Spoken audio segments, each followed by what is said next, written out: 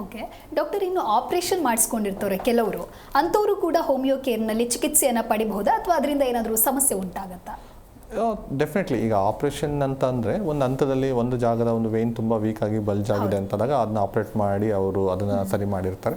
But ಬೇರೆ ಜಾಗದಲ್ಲಿ ಮತ್ತೆ ಶುರುವಾಗುವಂಥ ಒಂದು ಸಾಧ್ಯತೆಗಳು ಇದ್ದೇ ಇರುತ್ತೆ ಕೆಲವೊಬ್ಬರಲ್ಲಿ. ಸೊ ಹಾಗಾಗಿ ಅಂಥದ್ದನ್ನು ಅವಾಯ್ಡ್ ಮಾಡಬೇಕು, ಅಥವಾ ಮತ್ತೆ ಅವ್ರಿಗೆ ಸಮಸ್ಯೆ ಏನಾದ್ರು ಕಂಡು ಬಂದಿದೆ ಅಂತ ಅಂದರೆ ಅವಾಗ ಡೆಫಿನೆಟ್ಲಿ ಒಂದು ಟ್ರೀಟ್ಮೆಂಟ್ ಔಷಧಿ ಮೂಲಕ ತಗೊಳ್ಳುವಂಥದ್ದು.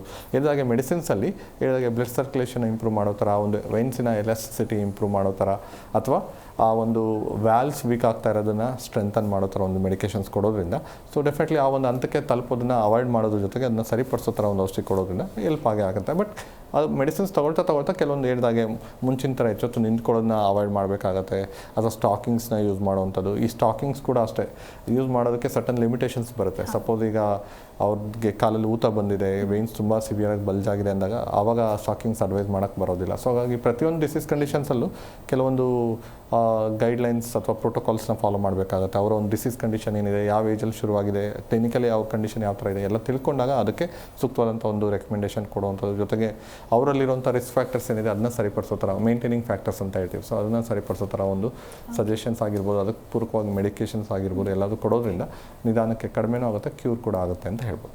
ಓಕೆ, ಇನ್ನು ವೆರಿಕೋಸ್ ವೇನ್ಸ್ ಸಮಸ್ಯೆ ಕುರಿತು ಸಂಪೂರ್ಣ ಮಾಹಿತಿಯನ್ನು ತಿಳಿಸ್ಕೊಟ್ಟಿದ್ದೀರಾ ಡಾಕ್ಟರ್. ನಮ್ಮ ಕಾರ್ಯಕ್ರಮಕ್ಕೆ ಆಗಮಿಸಿದ್ದಕ್ಕಾಗಿ ಧನ್ಯವಾದಗಳು. ಜಿ ಕನ್ನಡ ನ್ಯೂಸ್ ಈಗ ನಿಮ್ಮ ಮನೆಯಲ್ಲೇ ನೋಡಿ, ಎಲ್ಲ ಕೇಬಲ್ಗಳಲ್ಲಿ ಈಗ ಲಭ್ಯ.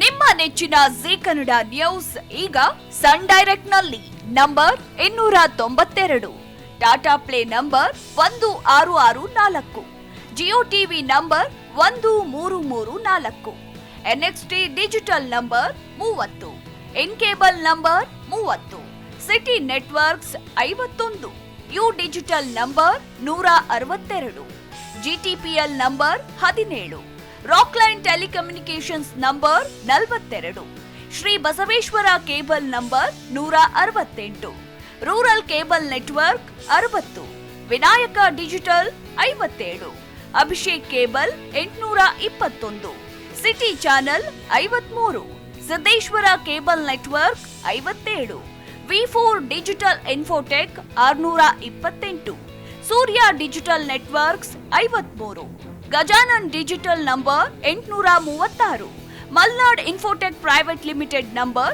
56, Metrocast number 830, victory digital number 167ರಲ್ಲಿ ನೋಡಿ ಆನಂದಿಸಿ.